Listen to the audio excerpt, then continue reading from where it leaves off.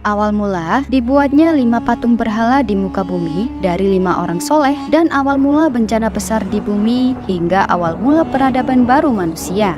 Kisah dari seorang utusan Allah yang sangat sabar dalam hidupnya selama 950 tahun dan diutus menyelamatkan umat manusia. Siapakah dia?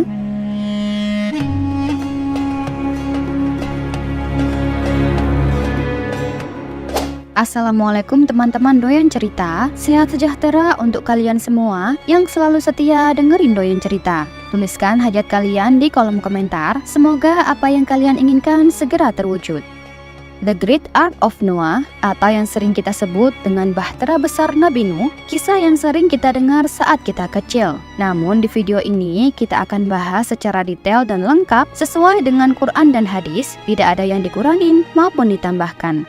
Kisah dari Nabi Nuh ini benar-benar menginspirasi bagaimana kesabaran beliau yang hidup selama 950 tahun dalam perjalanan hidupnya yang penuh dengan ejekan dari kaumnya yang durhaka hingga mendatangkan azab banjir besar. Tapi, tahukah kalian bahwa kisah ini juga menjadi awal mula pembuatan patung 5 berhala dari 5 orang soleh saat itu?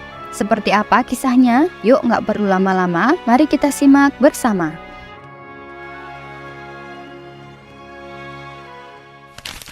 Setelah Nabi Adam wafat, yang bertugas menjadi khalifah di bumi ini adalah anak cucunya. Sebagian dari memegang teguh ajaran Nabi Adam alaihissalam, namun sebagian lagi mulai melupakannya. Iblis berhasil menanamkan sifat-sifat buruk kepada mereka. Di antara mereka yang sudah mulai menjauh dari ajaran-ajaran agama yang benar, ternyata masih ada beberapa orang yang masih memiliki iman yang teguh. Mereka adalah Wat, Suwah, Yaguts, Ya'uq, dan Nasr.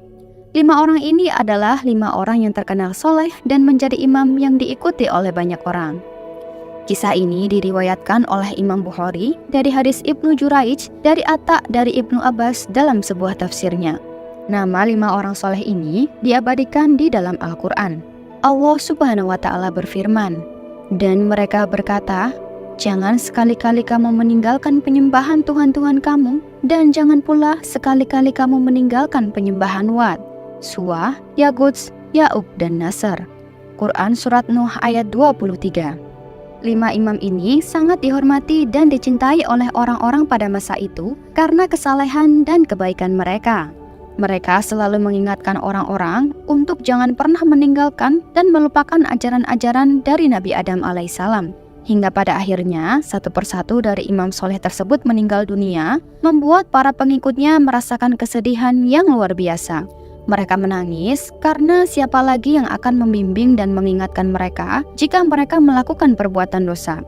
Iblis pun memanfaatkan kesedihan mereka dengan membisikkan ide untuk membuat patung-patung dengan nama 5 orang soleh tersebut sebagai pengingat dan mengenang jasa mereka dan untuk menghormati 5 orang soleh tersebut. Hingga akhirnya orang-orang pun mulai membuat 5 patung dari 5 orang soleh tersebut.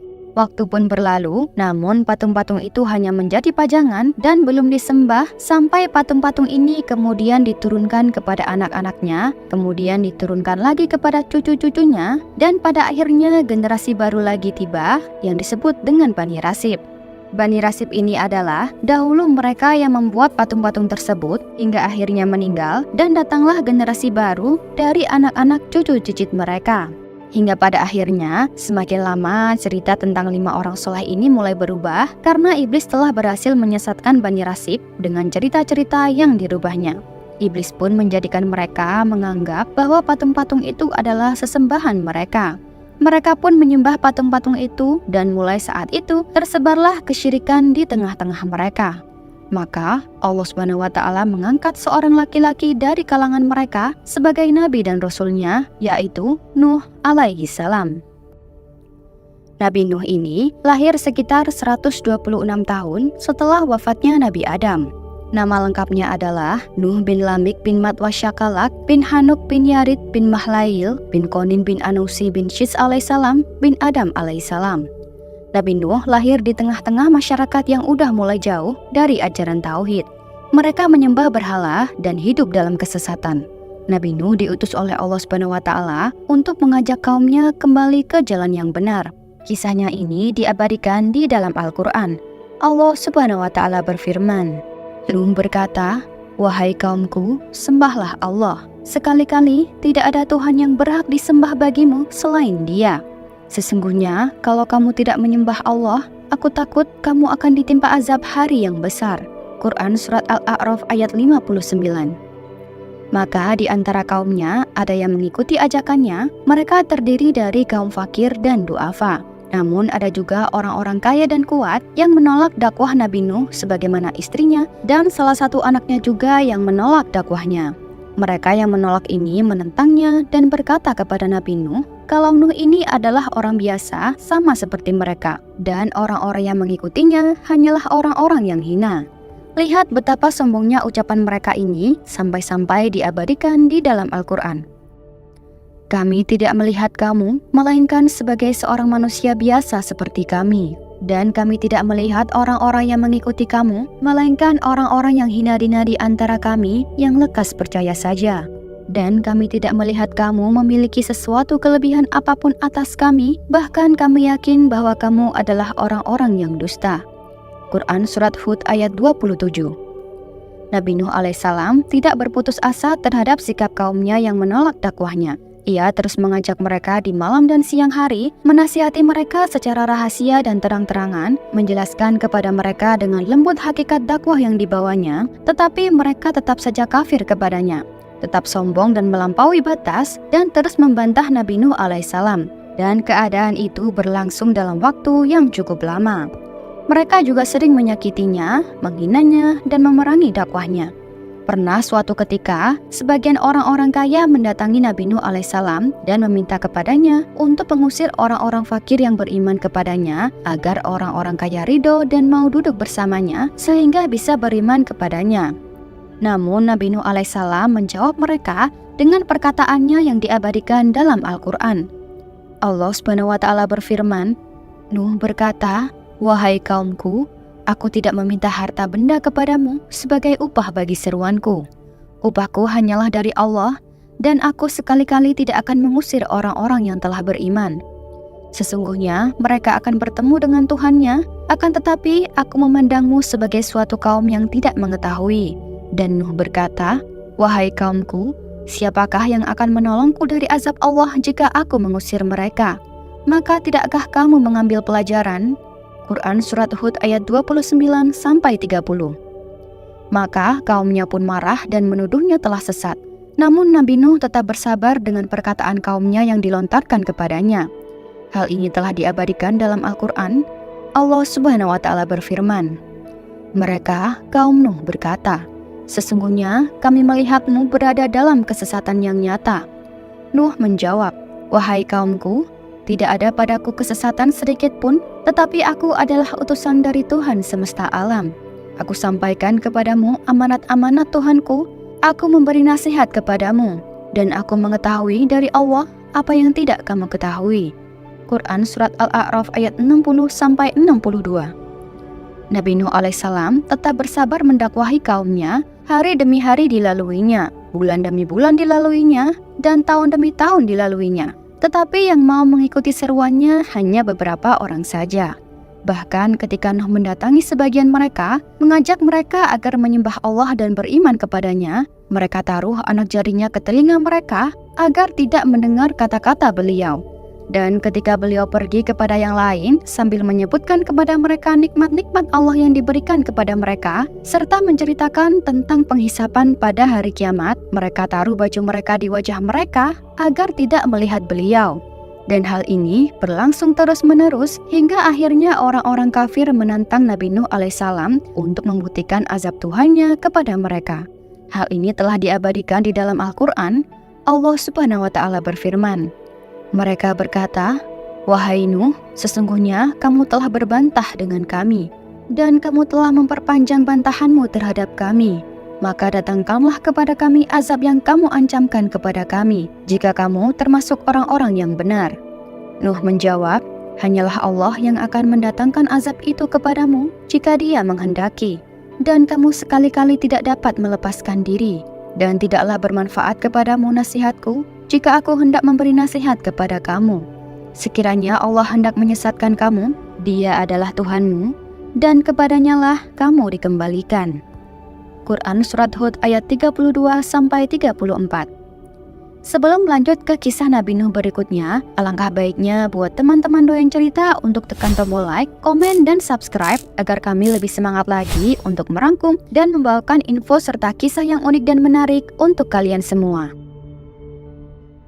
Maka Nabi Nuh pun bersedih karena kaumnya tidak mau memenuhi ajakannya, bahkan sampai meminta agar disegerakan azab untuk mereka. Meskipun begitu, Nabi Nuh alaihissalam tidak berputus asa. Dia tetap berharap kiranya ada di antara mereka yang mau beriman.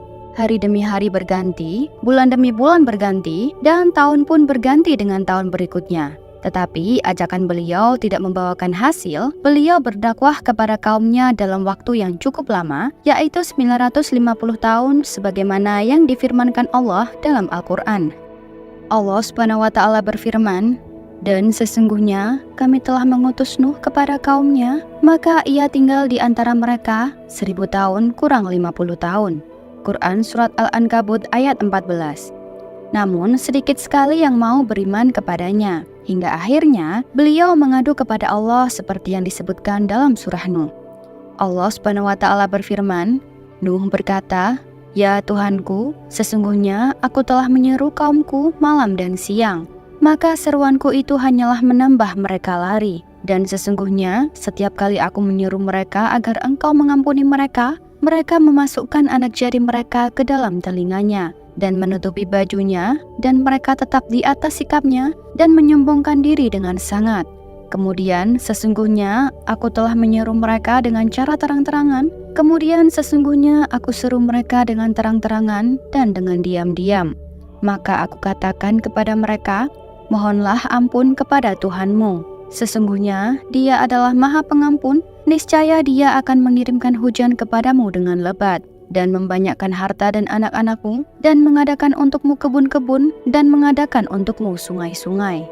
Quran Surat Nuh ayat 5-12. Hingga pada suatu hari, seorang malaikat turun ke bumi dan berkata kepada Nabi Nuh, "Sesering apapun engkau menyeru kaummu, mereka tetap tidak akan beriman kepada Allah. Jangan letihkan dirimu demi mereka, karena mereka adalah orang terkutuk." Akhirnya Nabi Nuh pun berdoa lagi kepada Allah. Doanya ini dikisahkan dalam Al-Quran. Allah Subhanahu wa Ta'ala berfirman, Nuh berkata, "Ya Tuhanku, janganlah engkau biarkan seorang pun di antara orang-orang kafir itu tinggal di atas bumi. Sesungguhnya jika engkau biarkan mereka tinggal, niscaya mereka akan menyesatkan hamba-hambamu, dan mereka tidak akan melahirkan selain anak yang berbuat maksiat lagi sangat kafir." Quran Surat Nuh ayat 26-27. Maka Allah Subhanahu wa Ta'ala memerintahkan kepada Nabi Nuh untuk membuat bahtera besar dan mengajarkan kepadanya bagaimana membuatnya dengan baik. Mulailah Nabi Nuh alaihissalam membuat bahtera besar dengan dibantu orang-orang yang beriman kepadanya. Bahtera tersebut memiliki 3 lantai, panjang 200 meter, lebar 70 meter, dan tinggi 25 meter. Bayangkan, sangat sulit membuat bahtera sebesar itu. Tetapi, kecakapan dan keterampilan yang dimiliki Nabi Nuh sebagai tukang kayu, serta dibantu juga oleh pengikut Nabi Nuh, meringankan kesulitan tersebut. Berhari-hari, Nabi Nuh dan pengikutnya membuat bahtera yang besar. Hingga setiap kali orang-orang kafir melewati Nuh dan pengikutnya, mereka menghina dan mengejeknya karena melihat beliau membuat kapal besar di gurun Sahara yang tidak ada sungai dan laut. Penghinaan mereka bertambah ketika mereka tahu bahwa maksud Nabi Nuh alaihissalam membuatnya adalah untuk menyelamatkan dirinya dan pengikutnya dari azab yang akan Allah timpakan kepada mereka. Akhirnya, pembuatan kapal pun selesai. Nabi Nuh mengetahui bahwa banjir besar akan tiba. Maka ia meminta kepada setiap mukmin dan mukminah untuk menaiki kapal tersebut. Ia juga mengangkut setiap hewan, burung, dan hewan lainnya sepasang. Hingga akhirnya, waktunya pun tiba. Langit penuh dengan awan tebal dan hari menjadi amat gelap. Seketika pula kilat menyambar dan bergemuruh suaranya, serta hujan pun turun dengan derasnya. Air terlihat memancar dari pegunungan dan lembah-lembah. Hujan turun amatlah deras beserta angin yang sangat kencang. Negeri mereka dipenuhi dengan air. Semua hewan telah naik ke bahtera itu. Nabi Nuh dan para pengikutnya berdiri di lantai 2 bahtera sembari melihat banjir besar. Hingga ketika Nabi Nuh alaihissalam bersama pengikutnya telah berada di atas bahtera, datanglah banjir besar. Langit mengucurkan hujannya dengan deras, mata air di bumi pun mulai memancarkan airnya dengan kuat. Nabi Nuh mengucapkan syukur dan berdoa kepada Allah. Allah Subhanahu wa Ta'ala berfirman, Nuh berkata dengan menyebut nama Allah di waktu berlayar dan berlabuhnya, sesungguhnya Tuhanku benar-benar Maha Pengampun lagi Maha Penyayang. Quran Surat Hud ayat 41. Kapal pun mulai berlabuh dan mengapung di atas air banjir yang besar. Ketika itu, Nabi Nuh melihat anaknya yang kafir. Ia memanggilnya dan mengajaknya untuk mengikuti Nabi Nuh ke dalam kapalnya. Namun, apa yang terjadi? Anak Nabi Nuh yang bernama Kan'an ini menolak ajakan Nabi Nuh dan ia lebih memilih untuk mencari cara menyelamatkan dirinya sendiri tanpa bantuan dari Nabi Nuh. Hal ini juga telah diabadikan dalam Al-Quran. Allah Subhanahu wa Ta'ala berfirman, bahtera itu berlayar membawa mereka dalam gelombang laksana gunung-gunung. Nuh memanggil anaknya, sedang dia, anak itu berada di tempat yang jauh terpencil. Wahai anakku, naiklah ke bahtera bersama kami, dan janganlah engkau bersama orang-orang kafir. Dia, anaknya menjawab, aku akan berlindung ke gunung yang dapat menyelamatkanku dari air bah. Nuh berkata, tidak ada penyelamat pada hari ini dari ketetapan Allah kecuali siapa yang dirahmati olehnya. Gelombang menjadi penghalang antara keduanya, maka jadilah dia, anak itu termasuk orang-orang yang ditenggelamkan. Quran Surat Hud ayat 42-43. Kaum Nabi Nuh yang kafir saat melihat air membanjiri rumah mereka dan mengalir dengan derasnya, maka mereka merasa akan binasa. Mereka pun segera mencari tempat-tempat tinggi untuk menyelamatkan diri, tetapi sayang sekali ternyata banjir itu telah mencapai puncak gunung. Apalagi hujan terus turun dengan derasnya. Hari demi hari terus berlalu hingga 40 hari lamanya. Bayangkan, selama itu pula hujan deras tak pernah berhenti. Bahtera Nabi Nuh terus melaju dan mengarungi ombak. Banjir tersebut sangatlah besar sampai gunung pun tenggelam. Nabi Nuh dan pengikutnya terus berdoa memohon keselamatan kepada Allah. Allah Subhanahu wa Ta'ala telah membinasakan orang-orang kafir dan menyelamatkan Nabi Nuh dan para pengikutnya. Nabi Nuh dan para pengikutnya pun bersyukur kepada Allah atas keselamatan yang diberikannya. Setelah kaum yang kafir itu tenggelam, maka diwahyukan kepada langit dan bumi. Allah Subhanahu wa Ta'ala berfirman, wahai bumi, telanlah airmu, dan wahai langit, berhentilah. Maka air pun surut, kapal itu pun berlabuh di atas bukit Judi.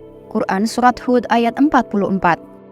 Akhirnya, setelah 40 hari, hujan pun berhenti. Matahari mulai bersinar kembali dan muncullah pelangi. Banjir sudah reda dan bahtera pun diarahkan ke utara. Mereka semua berdoa dan bersyukur kepada Allah karena telah menyelamatkan dari banjir bandang. Selanjutnya, Allah Subhanahu wa Ta'ala memerintahkan Nuh dan para pengikutnya turun dari kapal. Allah Subhanahu wa Ta'ala berfirman, wahai Nuh, turunlah dengan selamat sejahtera dan penuh keberkahan dari kami atasmu dan atas umat-umat yang mukmin dari orang-orang yang bersamamu. Quran Surat Hud ayat 48. Ketika diketahui oleh Nabi Nuh alaihissalam kalau anaknya termasuk orang-orang yang ditenggelamkan, Nabi Nuh sangat sedih dan bingung kenapa anaknya ikut ditenggelamkan. Ternyata Kan'an bukanlah orang yang beriman, melainkan orang munafik yang pura-pura beriman. Hal ini telah dijelaskan Allah dalam Al-Quran. Allah Subhanahu wa Ta'ala berfirman, Nuh berkata, ya Tuhanku, sesungguhnya anakku termasuk keluargaku, dan sesungguhnya janji engkau itulah yang benar, dan engkau adalah hakim yang seadil-adilnya. Quran Surat Hud ayat 45. Maka Allah Subhanahu wa Ta'ala menjawab doa Nabi Nuh. Allah Subhanahu wa Ta'ala berfirman, wahai Nuh, sesungguhnya dia bukanlah termasuk keluargamu, sesungguhnya perbuatannya tidak baik. Sebab itu janganlah kamu memohon kepadaku sesuatu yang kamu tidak mengetahuinya. Sesungguhnya aku memperingatkan kepadamu agar kamu jangan termasuk orang-orang yang tidak berpengetahuan. Nuh pun berkata, ya Tuhanku, sesungguhnya aku berlindung kepada engkau dari memohon kepada engkau sesuatu yang aku tidak mengetahuinya, dan sekiranya engkau tidak memberikan ampun kepadaku serta menaruh belas kasihan kepadaku, niscaya aku akan termasuk orang-orang yang merugi. Quran Surat Hud ayat 46-47. Setelah Nabi Nuh dan para pengikutnya turun dan melepaskan hewan-hewan yang diangkutnya, dan kehidupan pun berangsur pulih. Maka mulailah beliau dan para pengikutnya menjalani hidup yang baru. Semua hidup dengan rukun dan penuh kedamaian. Beliau berdakwah kepada kaum mukmin dan mengajarkan kepada mereka hukum-hukum agama. Beliau banyak melakukan ibadah, zikrullah, dan berpuasa hingga beliau wafat dan menghadap Allah Azza wa Jalla. Beliau menutup matanya dan ia telah menyampaikan risalah serta menyelamatkan manusia dari kehancuran. Oleh sebab itu, Allah mengkhususkan salam atasnya selama-lamanya dalam firman-Nya. Allah Subhanahu wa Ta'ala berfirman, "Salam sejahtera untuk Nuh di seluruh alam." Quran Surat As-Saffat ayat 79. Wallahu a'lam bishawab. Demikianlah yang bisa saya sampaikan tentang kisah Nabi Nuh alaihissalam yang sangat epik dan penuh inspirasi ini. Dari kisah Nabi Nuh ini, kita bisa mengambil banyak hikmah dan pelajaran. Yang pertama adalah kesabaran beliau dalam berdakwah. Nabi Nuh alaihissalam berdakwah kepada kaumnya selama 950 tahun, namun hanya sedikit yang mau mengikuti ajarannya. Kesabaran beliau dalam menghadapi penolakan dan ejekan dari kaumnya adalah contoh nyata bagi kita untuk tetap teguh dalam menyampaikan kebenaran meskipun menghadapi banyak rintangan. Yang kedua adalah ketaatan kepada perintah Allah Subhanahu wa Ta'ala. Ketika Allah Subhanahu wa Ta'ala memerintahkan Nabi Nuh untuk membuat bahtera, beliau segera melaksanakan perintah tersebut meskipun tidak masuk akal bagi kaumnya. Ini mengajarkan kita untuk selalu taat kepada perintah Allah meskipun terkadang kita tidak memahami hikmah di baliknya. Kemudian yang ketiga adalah pentingnya iman dan ketakwaan. Kisah Nabi Nuh juga mengajarkan kita tentang pentingnya iman dan ketakwaan. Hanya mereka yang beriman yang selamat dari banjir besar. Ini mengingatkan kita bahwa keselamatan sejati hanya bisa didapatkan dengan iman dan ketakwaan kepada Allah Subhanahu wa Ta'ala. Banjir besar yang terjadi pada zaman Nabi Nuh adalah bentuk azab bagi kaum yang ingkar, namun juga menjadi pelajaran bagi kita semua. Bencana tersebut mengingatkan kita bahwa Allah Subhanahu wa Ta'ala Maha Kuasa dan bisa memberikan azab kapan saja kepada mereka yang ingkar. Namun bagi yang beriman, bencana bisa menjadi ujian untuk meningkatkan ketakwaan dan kesabaran. Dan yang terakhir adalah keikhlasan beliau dalam beramal. Nabi Nuh alaihissalam menunjukkan keikhlasan yang luar biasa dalam berdakwah. Beliau tidak mengharapkan imbalan dari kaumnya, melainkan hanya mengharapkan ridho Allah Subhanahu wa Ta'ala. Ini mengajarkan kita untuk selalu ikhlas dalam setiap amal perbuatan kita. Kisah Nabi Nuh alaihissalam penuh dengan hikmah dan pelajaran yang bisa kita ambil. Dari kesabaran, ketaatan, iman, hingga keikhlasan, semuanya menjadi contoh bagi kita untuk menjadi pribadi yang lebih baik dan lebih dekat kepada Allah Subhanahu wa Ta'ala. Semoga kita semua bisa mengambil hikmah dari kisah ini dan menerapkannya dalam kehidupan sehari-hari. Sekian dulu dari saya. Terima kasih banyak buat kalian yang sudah menonton sampai akhir. Selebihnya mohon maaf, yang benar datangnya dari Allah, dan mohon maaf bila ada kurang atau keliru itu datangnya dari saya pribadi selaku manusia biasa. Semoga teman-teman doyan cerita semuanya senantiasa dalam lindungan Allah dan selalu dilancarkan rezeki dan segala urusannya. Semoga apa yang kalian inginkan segera terwujud. Sampai jumpa di video dan kisah-kisah menarik selanjutnya. Wassalamualaikum warahmatullahi wabarakatuh.